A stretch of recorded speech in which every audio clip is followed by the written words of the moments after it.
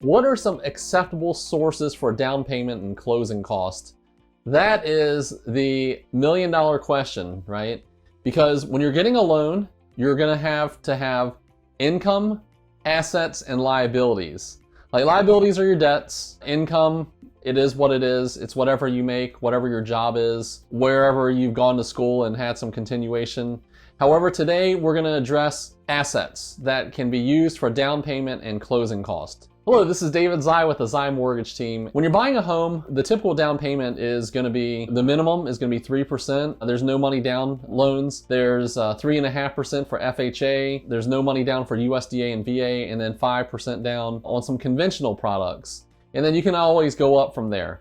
Now, when we're talking about that down payment and closing cost funds, down payment is going to have to be funds that we can verify that you've actually put into the loan, or you've gotten it from these acceptable sources right here. So number one, we're going to talk about deposit accounts and invested retirement accounts, stocks, bonds, mutual funds, things like that. These are funds that you can access. And a lot of times, especially if you're using your retirement funds, the good thing is that, the funds that you're using for the down payment and closing costs, well, that interest goes back to you when you pay it back. There's definitely nothing wrong with taking some of those funds and applying it towards your down payment and closing cost.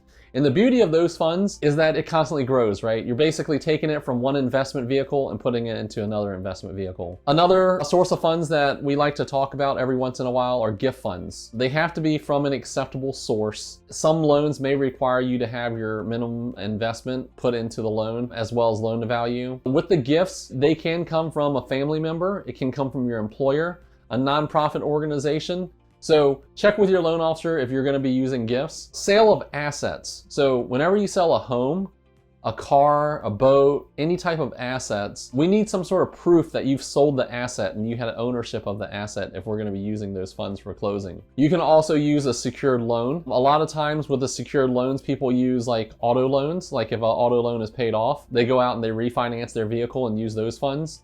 You can always use 401k funds or TSP funds. That's another good source that we just talked about. A home equity line, if you currently have a home out there already. And then a bridge loan. A bridge loan is basically taking the equity from one property that you currently own and reapplying it towards the new property when you are looking for a home. Business assets and accounts can be used as long as there is no negative impact on your business. Anytime you have a rent-to-own agreement, and this is real specific, and I'll do a separate video on this. Whenever you have a rent-to-own agreement, whatever the market rents are, as long as you have market rents and it's over the market rent amount, we can use those funds towards your down payment and closing cost, okay? So an appraiser goes out there and they say, hey, the market rent is $1,600 a month. You've been paying $2,000 a month.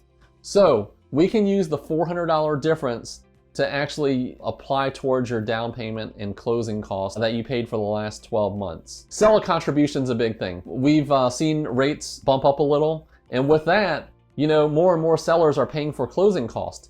And with the closing cost, depending on the agency that you're getting, and what I mean by agency is the type of loan, VA, FHA, conventional, USDA, conforming, non-conforming, different types of loan products, we would see closing costs that goes from 2% for investment properties up to 3% for like conventional loans under 10% down.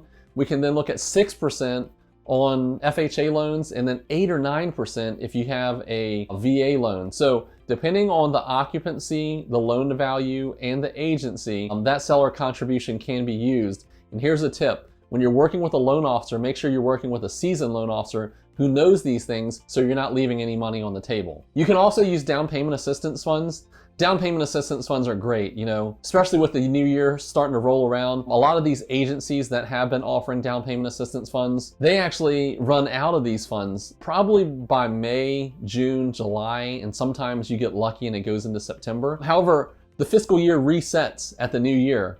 And when these agencies get this money, they really want to use it for the right thing. So your community loans, your grant funds are out there. We're getting ready to come up on January, and you know what that means? We're going to start getting our W-2s and 1099s. So tax return money. This is a great place to put your money. If you're going to be using the funds for things that are a declining asset, that's typically something that I do not recommend. I would recommend you put it into a home. It's something that always appreciates over time, right? At least in the past to now, and you build equity and you continue to pay it down, or you have someone else living in it. It's a great investment vehicle. We also have life insurance money. If it's vested life insurance money, you can also use those funds. Your real estate agents, if took part in a program like Homes for Heroes or anything where a real estate agent is giving back funds, can use real estate commissions for that. And that's something that you can talk to your realtor about. Any lender price premium. So what does that mean? Lender price premium is, let's just say today the rate is 6%, okay, with no points. If you took a higher rate that's over market rate, over 0 points, let's just say 6.5. I'm not looking at these rates in front of me right now. However, I'm paying 1% of your closing cost. You could use those lender premium pricings to cover your closing costs. Real estate tax credits can sometimes be used. On VA and USDA loans, personal unsecured loans can be used. And that's something that a lot of loan officers don't know, okay? So VA and USDA loans only. And then other programs such as your FHA as well as Freddie Mac, they do allow sweat equity. So if you have any questions or concerns on how to get funds for down payment and closing costs, and you just want to have your loan structured, I always talk about it.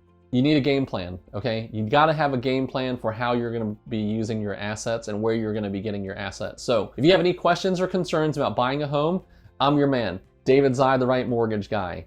757-478-8493, and I'm with the Zye Mortgage Team, and I'm a wholesale lender.